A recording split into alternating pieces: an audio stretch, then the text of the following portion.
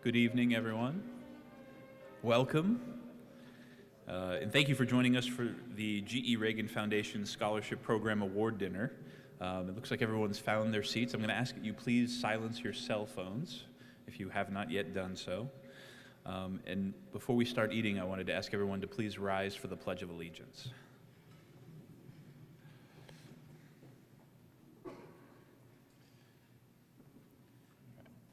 I pledge allegiance to the flag of the United States of America and to the republic for which it stands, one nation, under God, indivisible, with liberty and justice for all.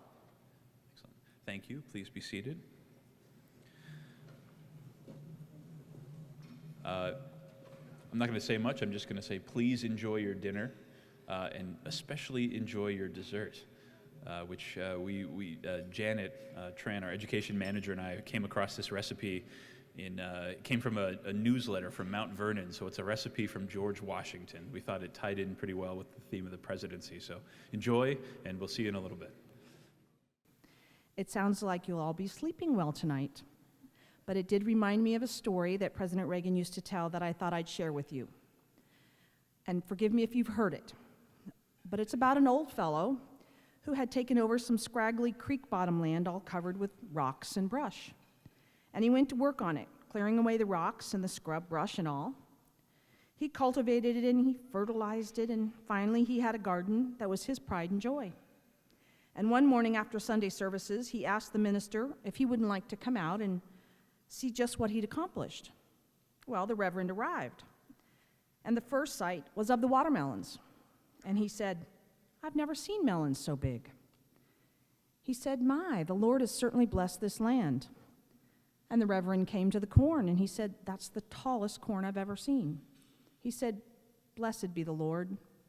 And he went on that way about everything he saw. Finally, he said, "What you and the Lord have accomplished here is a miracle." Well, all the time this was going on, the old boy was getting very fidgety. And finally he said, "Reverend, I wish you could have seen this place when the Lord was doing it all by himself." I imagine that more than one of you is feeling the same way about right now. But I thank you for your service today. This is our last event of your G.E. Reagan Scholarship Retreat, and of course none of this would be possible without the tremendous support of GE. As you have seen, Ronald Reagan and GE had a deep history. The Ronald Reagan Presidential Foundation would like to recognize GE not only for its astounding financial contribution to establish this program, but also its valuable guidance in shaping it and helping select this year's recipients. Now it is my great pleasure to introduce you to the GE member of our selection committee, Alex Dmitrieff, who will provide tonight's keynote address. He graduated summa cum laude from Yale College in 1981 with a degree in economics and political science, and then earned his JD as a magna cum laude graduate in 1985 at Harvard Law School, where he was the managing editor of Yes, the Harvard Law Review. Unlike all of you students, though, he was not a G.E. Reagan scholar, but that's probably only because we didn't have the program back then. Coincidentally, he does have a special history with President Reagan, as he was a White House fellow in the Reagan administration's Office of Political and Intergovernmental Affairs and an honors intern at the Department of Justice. I learned today that he worked one floor above me in the old executive office building. No doubt we crossed in the halls many times and didn't know we'd be collaborating over 25 years later on something to honor our 40th president. Alex is currently the Senior Vice President and General Counsel of GE Capital. And although he is a former trial lawyer, he's not just any fly-by-night litigator. According to Forbes, he is responsible for keeping the fourth largest U.S. company in the world out of hot water. And that is a tremendous undertaking, I'm sure. Ladies and gentlemen, Mr. Alex Dmitrieff.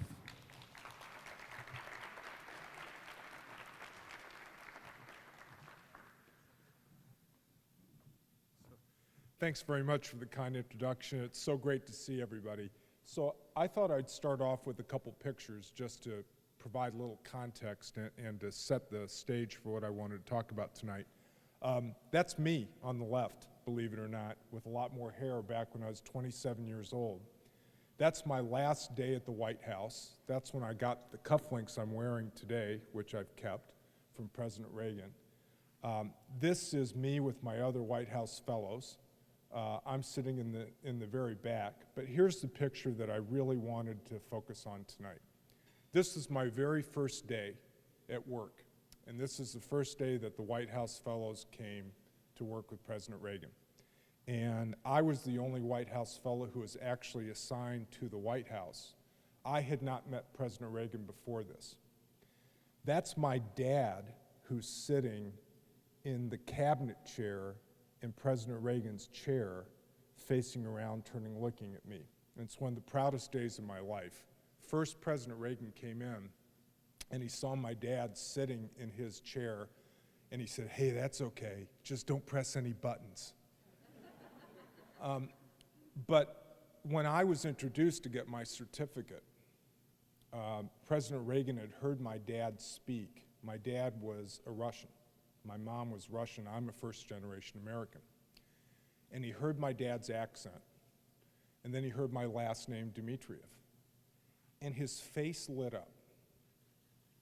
And he said, "You see what it's like to be in a country where somebody can come here and have their son come work for the President of the United States when he's 27 years old." That has stayed with me for the rest of my life. And it stayed with me because President Reagan expressed an optimism, an openness to change, an openness to people who were different than he was, because he understood that that's what made America special. Think about the contrast between the way that President Reagan spoke about immigration and the way that politicians today are speaking about immigration. And how politicians today don't understand that the diversity that has made this country so great is our strength. That's really what President Reagan was about to me, and that he expressed it so personally to my dad and me is something that will stay with me forever. But I also have my picture of my dad up there because it's relevant tonight, because there are a lot of parents with children here.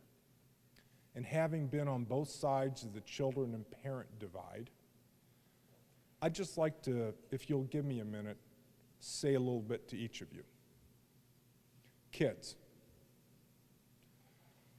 say thanks to your mom and to your dad when you get home, to your hotel tonight when you get home. I can't tell you how many times I wish I had just one more minute with my dad to say thanks for everything you made possible for me. Now, your parents drive you crazy a lot, your parents are, but they care. And they really have made it possible for you to be here tonight. So just take some extra time before you leave for college to say thanks for what's been made possible for you. And parents, I just have to tell you, you should be so proud. This has got to be a tough night. I've sent 3 kids to college. It's hard to say goodbye, and it's hard to let go. But let me tell you, your kids renew our faith in what's possible in this country. We're going through difficult times. We're going through a divisive atmosphere. Our politicians in Washington don't talk to each other. I work at GE. I'm right in the middle of all of it, and I see all of it going back and forth. Best week of the year for me is when I read through the applications for the GE Reagan scholarships. And I read about your kids, and I read about what they've done, and I read about how they managed to do the things that they've done in just 24 hours a day. I get tired just reading about all the public service and extracurricular activities and the things they do at home and the things they do at their churches and their synagogues. It's remarkable. So give yourselves a pat on the back. You've done an unbelievable job, and my Lord, you should feel great about sending these kids off to college because they're ready, and that's thanks to you. So congratulations, and thanks for making this program possible for us. What I'd just like to talk about tonight to the kids is to urge you to fully embrace the opportunities that are ahead of you. And I actually want to talk about ways for you to embrace them and that might seem a little bit counterintuitive to you because you're all overachievers. You all want to get straight A's all the time. I did too. I want to talk to you a little bit about making sure that you take advantage of all the opportunities that are presented to you and what I think counts. But before I do that, I'd just like to just tell you a little bit about GE's relationship with Ronald Reagan and how we came to be here and how we did this all together. You know, back in the summer of 1954, Ronald Reagan, who at the time, hard to believe this now, but was mostly known as a movie star and a broadcasting star, he was starting a new phase in his career. He started working at GE and became the most famous employee in the history of our company. At the time, GE was really struggling about deciding who was going to be the public face of the company. Looking for someone who had the skills of a good salesman, a good showman, someone who would inspire people, someone who had that thing that we called moral fiber back in 1954, and Ronald Reagan was the answer. And from 1954 until 1962, he hosted this show called General Electric Theater. Now, I don't really remember it. My mom and dad loved it. It was on every Sunday night on CBS, very highly rated show. But that's not all he did. You know, maybe I should say that's not all that GE made him do, because GE's a pretty smart company, and I wanted to get its money's worth out of Ronald Reagan. And so as part of his contract, Ronald Reagan became an employee ambassador. And it's really remarkable when you look back at the tapes, but he traveled around the country to every single manufacturing floor that GE had. And there are these great tapes that we found at NBC about 5 years ago of President Reagan back in 1959, 1960, sitting down, taking off his suit jacket, and just talking with our employees. And he'd start early in the morning, and he'd go until midnight. He'd go into his hotel exhausted. He'd wake up, he'd get a train, he'd go to another GE facility and do it all over again. Every single one of our 140 plants in the United States over that period of time. And he wowed people. When you look at these tapes, people who are cynical and jaded listened to Ronald Reagan, unlike they had ever listened to anyone, and more importantly, he listened to them. And later in his life, he described the whole GE experience as a graduate course in political science for him. And you can see that that's where he began to interact with people. And that's where he learned to listen. And who got the better end of that business relationship? You know, who really prospered the most from that? Was it GE because we got a high-profile spokesperson? Was it Ronald Reagan because he got all these publicities? The true answer is the United States ended up being the true beneficiary of that relationship, because the education that Ronald Reagan got in learning how to talk and interact with our employees and listen to them changed history. It started a transformation of Ronald Reagan from an entertainer into a champion of freedom and eventually the leader of the free world, who's largely credited with ending the Cold War. It informed his views about things like how government should interact with business, how government should inspire employees, how government could actually get out of the way of people and let them do great things on their own.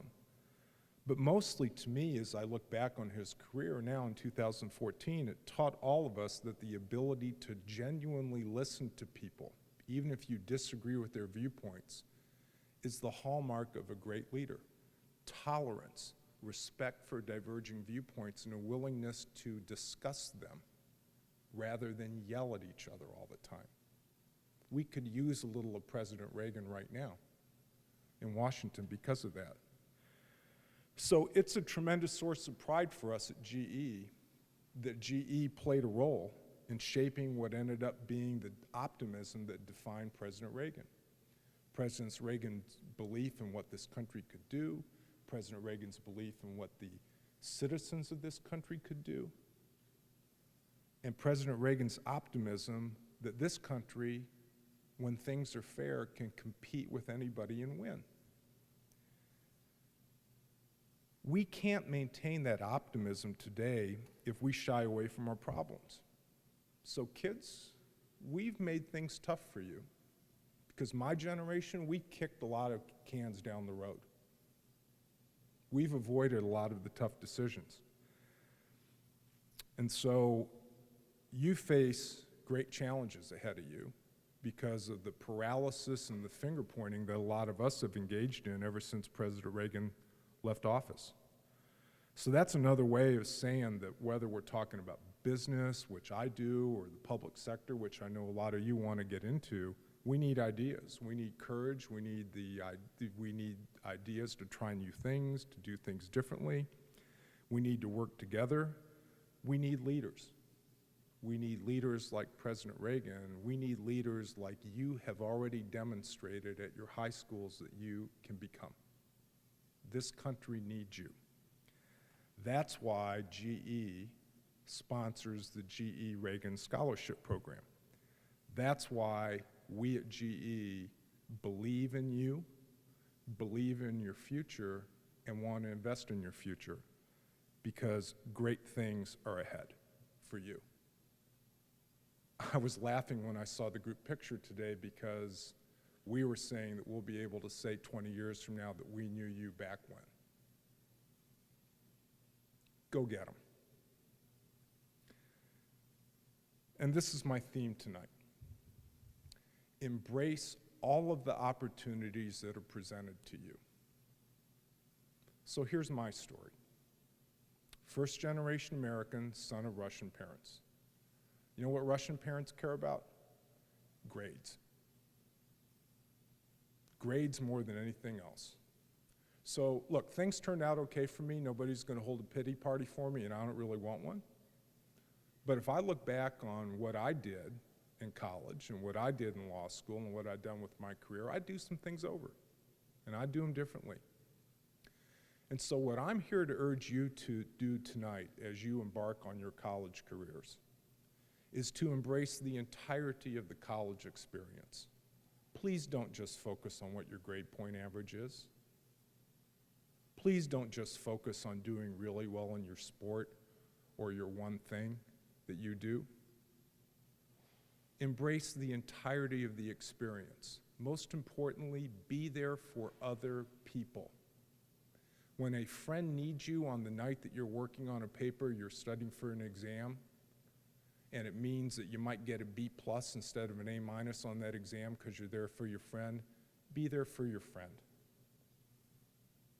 Be there for other people. Embrace the diversity around you. Embrace the entirety of the experience. Take it from me when I say the fact that you get a 3.8 grade point average instead of a 4.0 grade average is not going to matter at all in your life. What's going to matter are the relationships that you took the time to build, nurture, maintain, and grow by being there for other people. And you have already shown through your remarkable record of public service and community service and extracurricular activities and grades that you can do a lot of things at once. Please don't stop. Embrace the entirety of your college experience. You will be richer for it. You will develop lifelong friendships for it. My best friends in the world are the 3 people that I started rooming with my freshman year of college. And it's because I made the time for them. Please do the same thing yourselves. You will never, ever regret being there for your friends and your classmates and your family. Make sure you have your priorities in the right place because that's what makes a great leader. Okay? So go for it, but keep things in perspective. Don't get caught up in the grade point average game. Don't get caught up in the rat race. You guys are setting the standards. Set a compassionate standard. Set a good standard. Set an inclusive standard. Set a tolerant standard. And take the time to do it right.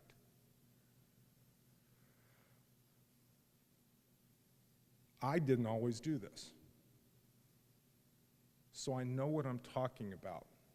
I started out with a career in public service, and then I got caught up in the law firm rat race. I was a pretty good trial lawyer, and I represented a lot of big clients. But then I got a call in 2007 from a company that I'd never worked for. I sued GE. I never worked for them. And it was the ultimate compliment. Hey, you know what? You've been such a problem for us. We want you to come work for us. And it changed my life. I've done a couple things really right. I was lucky enough to find the best wife in the world. I know some people here would argue with me about that, but Jill's number one. We've raised 3 fabulous kids. So that's all good. But in terms of my career, I made some mistakes. I had the wrong priorities. And coming to GE allowed me to get away from just representing clients and always wanting to win to now being at a company that is providing health care, transportation, energy, water, and the other infrastructure requirements that Africa needs, that the Middle East needs, that Latin America needs, and the rest of the world needs. I'm now at a place where I feel like we are making a positive difference for people who need the things that GE can provide. It's a second career for me. What a great move. And when I said I was doing it, people thought I was crazy. They're saying, what are you doing? You have a great practice at a law firm, you're successful, you're doing this, you're doing that. And I said, you know what? Something's missing. And it was the satisfaction of making a difference that I really cared about every day. So don't lose sight of what ought to come first. Don't make the mistakes I did. Don't mix up your priorities. You are off to such an unbelievable start. Keep your head and hearts in the right place.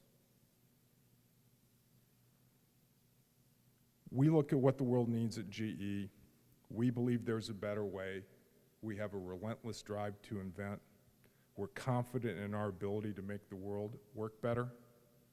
And that is precisely why we're investing in your future and why we believe in you so much. So go get them. Thanks.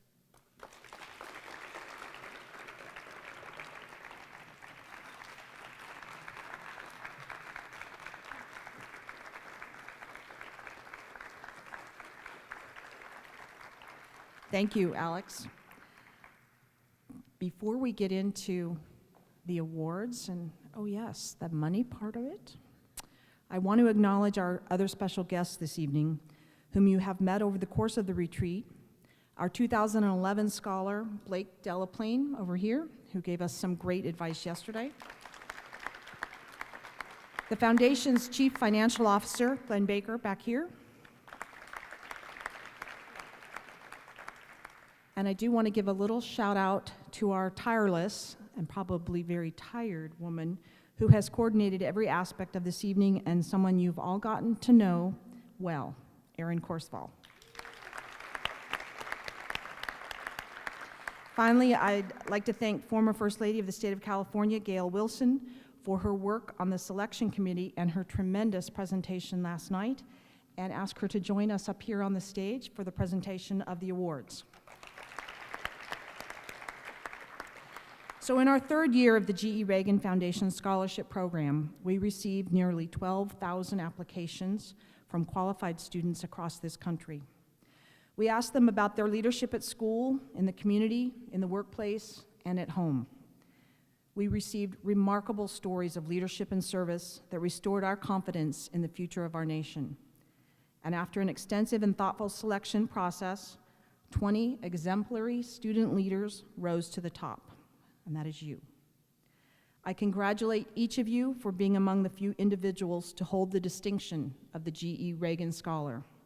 I hope you wear this honor proudly and serve as an ambassador for the vision, character, and ideals of President Reagan. May tonight motivate you to continue to lead and serve in college and beyond, and pursue a life of prosperity for yourselves, your family, your peers, and of course, your community. When I call your name, scholars, please come to the stage to be recognized and receive a token of our congratulations for your achievements. And if I could ask Tony to join us here. Isabella Bagru. Yes, little housekeeping, if you would come up on this side of the stage. As is often the case, early childhood experiences, coupled with one's nature, determine who we become. Isabella's childhood, plus her integrity, leadership skills, and sense of responsibility, have molded her into a dynamic leader who volunteers as a co-teacher to first-grade Sunday school students. She's a concert choir performer. She has a black belt in karate, and she's a freelance artist. Being an organizational director for her church's youth evangelization team also brings her great joy. Isabella is passionate about our country's relationships abroad, particularly in East Asia. She spent a year in Japan, learning the language and the customs and ways of its people, leading her to choose international business as a major in college, allowing her to travel once she earns her degree so she can do her part to promote a positive global impact. Isabella is from Andover, Minnesota, and plans to attend University of Wisconsin-Madison in the fall. Congratulations. Brandon Fauble. In addition to his involvement in Boys State and Boys Nation, Envirothon, and band, Brandon served as the captain or president of his school's speech team, National Honor Society, Knowledge Bowl, student council, and football team. He has shown a particular talent in creating a positive team culture, a sense of cohesiveness, camaraderie, and ultimately success, as he helped lead his football team to the section title game through his efforts. As a senior patrol leader in Boy Scouts, Brandon earned his Eagle Scout rank with 3 palms. He proved himself a leader once again by creating a positive and motivating culture for the Scout troop that resulted in much positive feedback from the Scouts and the parents alike. For his Eagle Scout project, he organized a team of volunteers to clean up a cemetery that hadn't been cleaned for over 30 years and built a paver platform for a bench donated to his church. Brandon is from Norwood, Young America, Minnesota, and plans to attend Carleton College in the fall. Congratulations. Marissa Farbman. Powerful Message Bearer is an appropriate title to describe Marissa Farbman's ability to effectively drive the message home to her peers at school. She has contributed extensive time in leadership positions to the Vermont Teen Leadership Safety Program by organizing Red Ribbon Week, dedicated to those Americans who have sacrificed greatly in their support against drug trafficking and substance abuse. She is also involved in Sticker Shock, a program to reduce the selling of alcohol to teens. One of her biggest challenges, and most probably one of her greatest accomplishments, came after she persevered for 2 years to bring a presenter to her school who was paralyzed from the chest down as a result of a drunken driving accident. Prior to the presentation, Marissa organized discussion groups so that students would be prepared for the event, and then she followed up with post-discussion groups to help solidify the experience for the students, which resulted in a noticeable reduction of harmful behaviors, as well as kudos for her efforts. Marissa's employment as a U.S. Senate page during her junior year successfully taught her how to work with people with diverse work ethics and backgrounds towards common goals. Marissa is from Killington, Vermont, and plans to study at Duke University in the fall. Congratulations. Demi Kelly. Being a child in a military family, Demi was forced to move, adapt, and move again throughout most of her childhood. Currently stationed in South Korea, Demi attends high school there. She was chosen to be a part of the Army Teen Panel, ATP, representing the Pacific region, where, as a part of the teen chain of communication, she is tasked with communicating issues that fellow teens of military parents are experiencing to senior military officials so that the problems can be resolved. Demi found a way of using the painful experiences of her own childhood to benefit others with same issues. In addition to her participation in ATP, she enjoys photography, fine arts, soccer, and journalism, and has won awards for both sports and black and white photography and sculpture, among others. Demi currently lives in Daegu, South Korea, and plans to attend University of Texas at Austin in the fall. Congratulations. Juliana Coaches. Juliana's list of achievements is quite impressive. You're all impressive.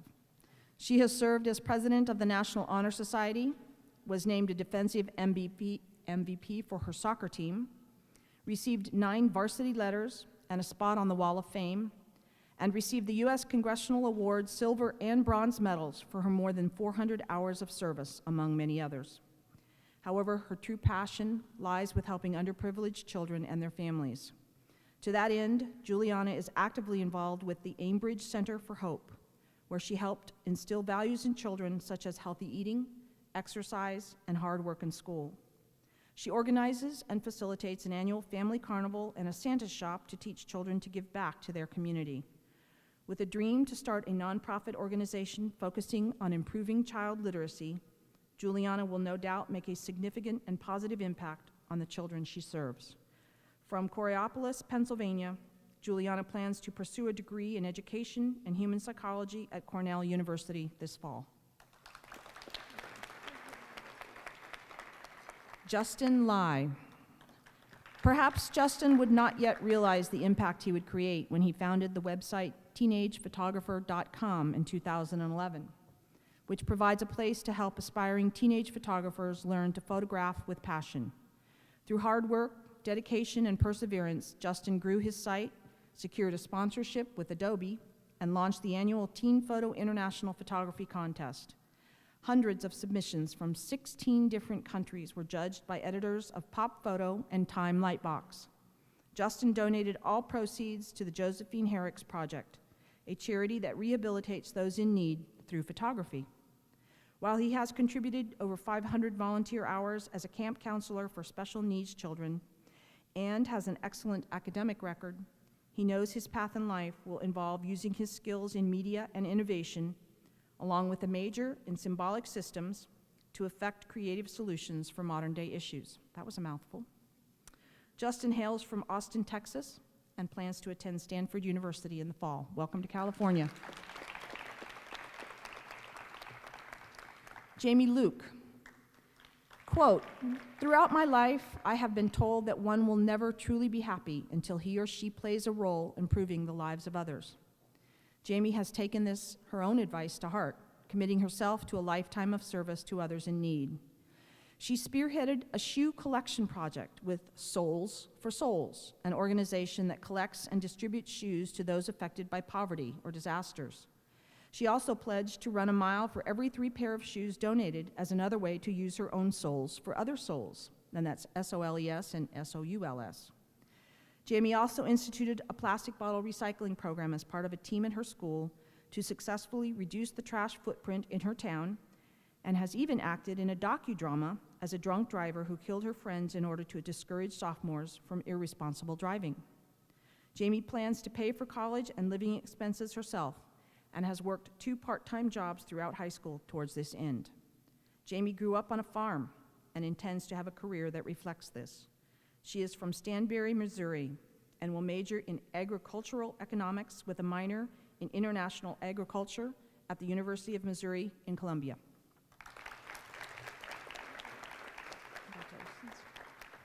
Alexis Mahan. At the age of 14, Alexis founded and is the president of Chain Reaction, a philanthropic service group that puts, quote, kindness into action by initiating financial and volunteer support for bullied students, homeless and hospitalized youth, lunch money and families and orphans in Nigeria. Among her many other achievements, Alexis is active with Common Sense Culture Leadership Program as a Level 3 peer leader, mentor, and networking director. She creates podcasts to raise awareness, partners with other organizations to provide human trafficking victims with recovery and rehabilitation, and volunteers at an organization that provides relief to trafficking survivors. She wants to major in international business and turn Chain Reaction into an international organization, as well as minor in music performance in order to pursue her other dream to be a recording artist. Alexis is from Pickerington, Ohio, and will attend Mount Vernon Nazarene University this fall.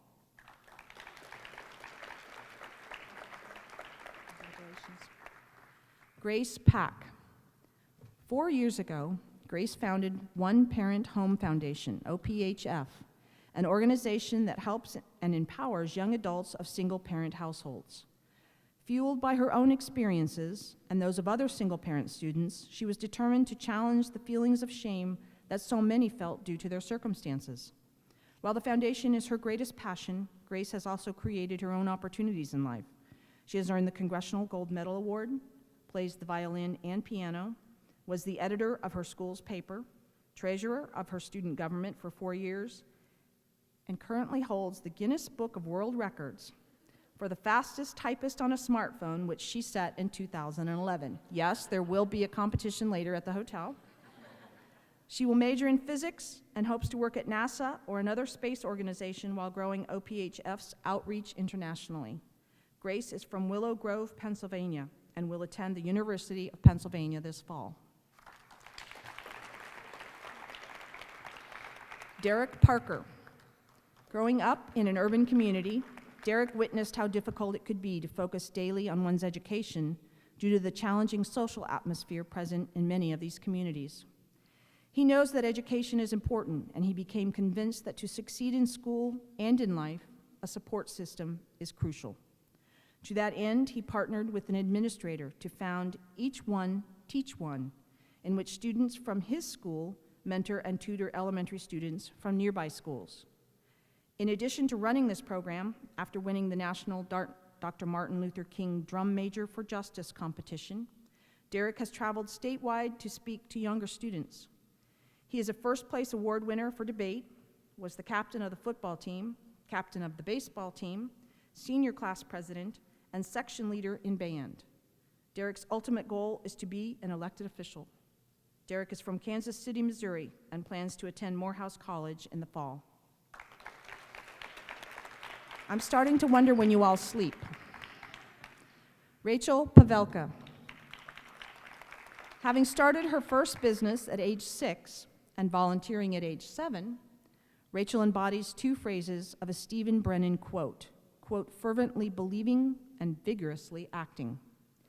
She worked for 3 hours each day prior to going to school, was the captain of 3 athletic teams where she successfully cultivated team unity and team performance, and mentored students at an elementary school, an area dance academy, and at the YMCA.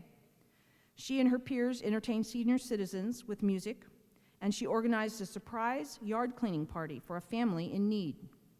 At 13, Rachel created a company called Every Girls with a Z Dream, where she sells Peruvian jewelry all over the world and donates the proceeds, over $78,000 so far, to get food, clothing, and shelter to Peruvians in need.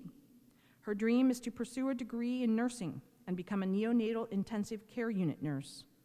Rachel hails from Oxford, Nebraska, and will attend Midland University this fall.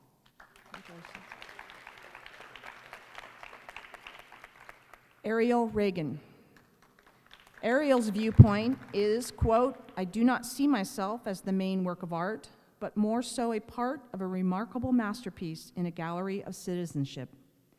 She believes in quality over quantity and strives to help other youth find their own inner greatness. Ariel has planned social, school, and community service projects for her entire school. For example, she helped develop a mentoring program for girls in grades 9 through 11, a tutoring program covering core subjects for students to improve their academic performance, and a Big Brother, Big Sister program that matches seniors with freshmen to help them transition into high school. She's a teaching assistant at Wayne State University's Math Core program, which lets her help and motivate students to excel in education. Ariel has devoted nearly 1,000 hours to a special project entitled Creative Arts Spirit of Excellence. Her ultimate goal is to earn her PhD in neuroscience in the hopes of becoming an osteopathic physician. Ariel is from Detroit, Michigan, and will attend the University of Michigan at Ann Arbor in the fall.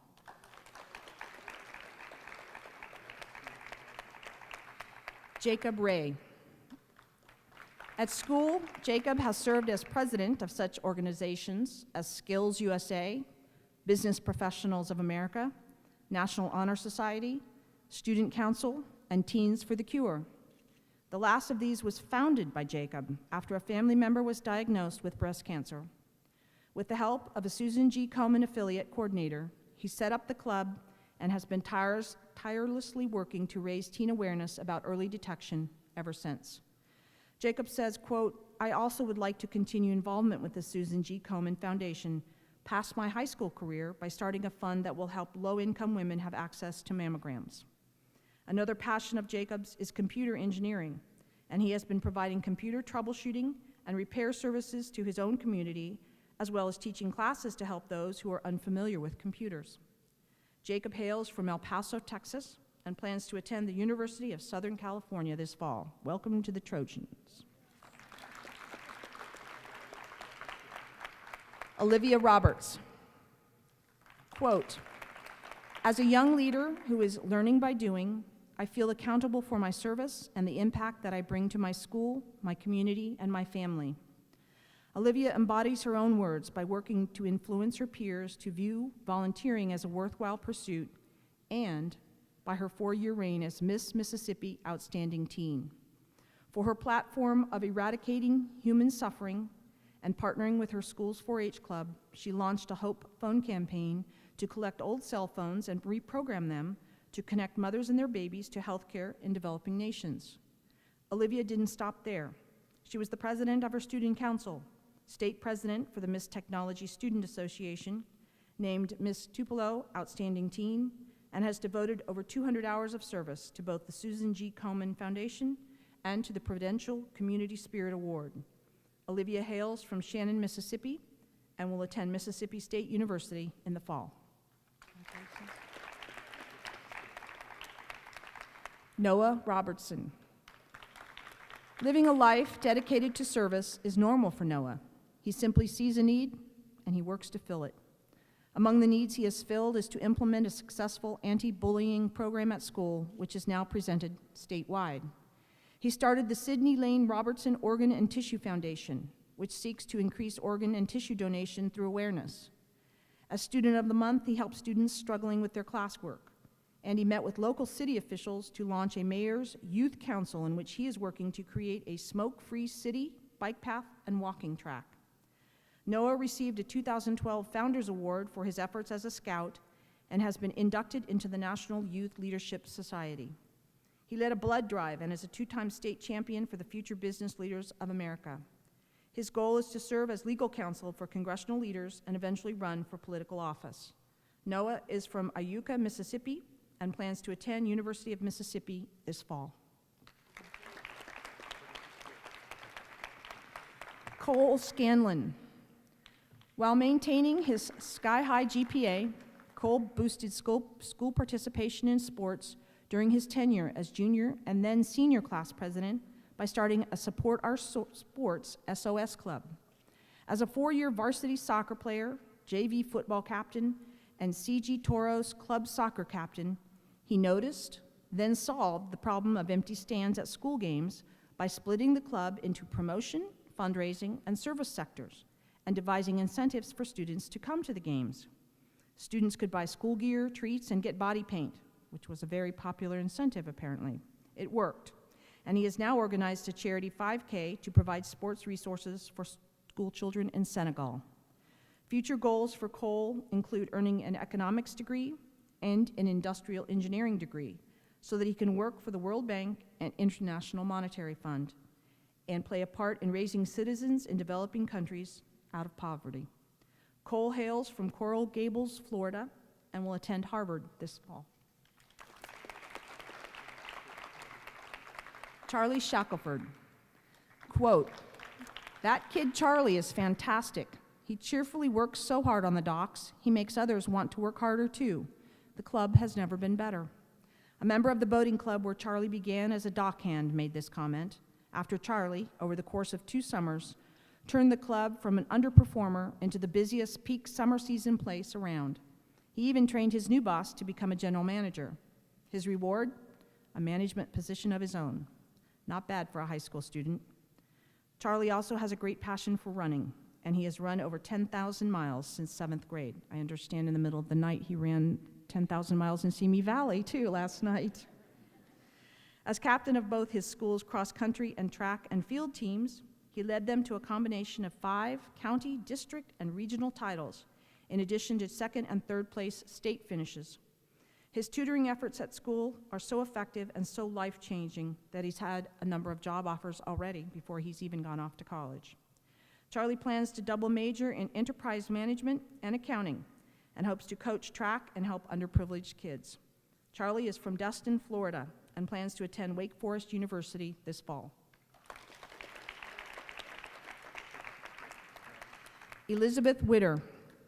Elizabeth has exemplified service through her involvement as an officer of her school's 4-H club and national FFA chapter. As a 4-H ambassador, a camp counselor, a vacation Bible school teacher, a class officer, and JV captain of her school's soccer team. We almost have a whole soccer team here. One of her favorite experiences was as a 4-H camp cabin counselor for 3 years, where she positively and directly impacted the lives of girls from grades 4 to 8. She found to her pleasure and surprise that her connections with the kids extended far beyond the duration of the camp itself. Elizabeth also served on the student council for 4 years, helping students get their voices heard and working with administrators, staff, and teachers towards solutions to problems. She plans to earn her undergraduate degree in agronomy. Elizabeth hails from Sheboygan Falls, Wisconsin, and will attend Iowa State University in the fall. Unfortunately, tonight, we have 2 scholars who couldn't be with us for the formal awards ceremony. The first, of course, is Christopher Lang, and I actually saw him crying on the way out, which tells me we've done our job. You all know he was with us from the beginning, but he is graduating from high school tomorrow, and he is on the red eye as we speak. Many of you heard his impressive story, but let's suffice it to say that Chris fulfilled his lifelong interest in entrepreneurship at the age of 12 by creating and managing a network of websites that has allowed him the ability to take care of his day-to-day expenses and give back via the Knowledge is Power program, a charity for students in under-resourced communities that enrolls them in free charter schools. Chris, who is from Beacon, New York, plans to major in economics and minor in computer science at the University of Virginia this fall. And before he left, we were able to snap an official photo with our special guest this evening. So he will be part of your class group, and I thank you all for allowing us to do that before he left. And our final 2014 GE Reagan Scholar is Lizarimi Luna Sousa, who unfortunately could not join us this week. I think we're going to Photoshop her into something. She's from Atlanta, Georgia, and she plans to attend Cornell University in the fall, where she will major in neuroscience, hoping to ultimately open a research center and hospital in her hometown of Acambaro, Mexico.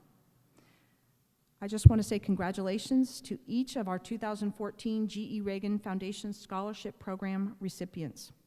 I hope you'll agree that the talent and the drive that is present in this room tonight is a testament to both the legacy of President Reagan and the strength of our nation's future leadership. Ladies and gentlemen, thank you for joining us at this special place in honor of a very special man.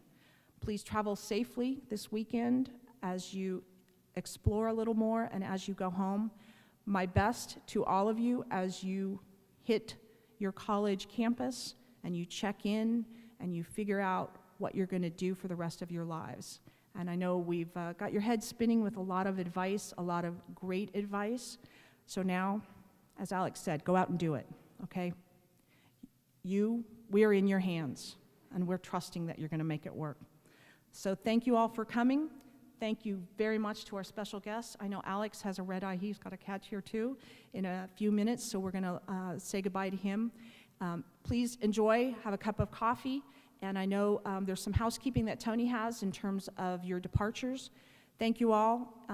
If you ever have any questions for me, I truly mean it. I'm available. If you don't have my email address, Miss Erin knows how to get me. She'll connect me. We have connected with a lot of our scholarship winners over the last couple of years. Various reasons. We want to see you here. This is your home now. You're part of the Reagan family, whether you know it or not. I'm officially telling you, you are now a member of the Reagan family, and we are so grateful to have you. So enjoy. Thank you for coming.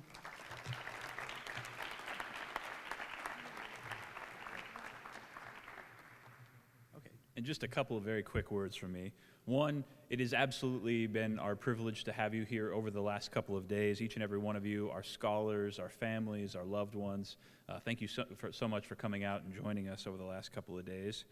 We are excited for what you're going to be doing on campus and beyond. I just wanted to give you a quick couple of ways to continue to stay connected and to build on these bonds of friendship and affection and community that you've built here over the last couple of days. One, please stay involved in the online community. I've seen many of you posting already. That's going to continue for as long as we can. Two, a new experience and kind of extension that we have for our scholars started this year as a result of our partnership with GE, is they have allowed us to use their amazing world-class leadership training facilities in Crotonville. We have 15 of our former scholars are participating this year, and next year you will be eligible to participate, so please be on the lookout. Aaron will send an email at some point next year. And finally, a very new way, in fall of 2015, the Reagan Foundation is starting a new program in Washington, D.C. for university students. So keep your ears and your eyes out for that. You are the very sorts of students we hope to attract to that program. So other than that, I think we've already taken our group photo, so we just have an opportunity to mingle, and the bus will be here. The bus is here. The bus will be here immediately. So thank you very much, and have a great rest of your evening and safe travels as you head home.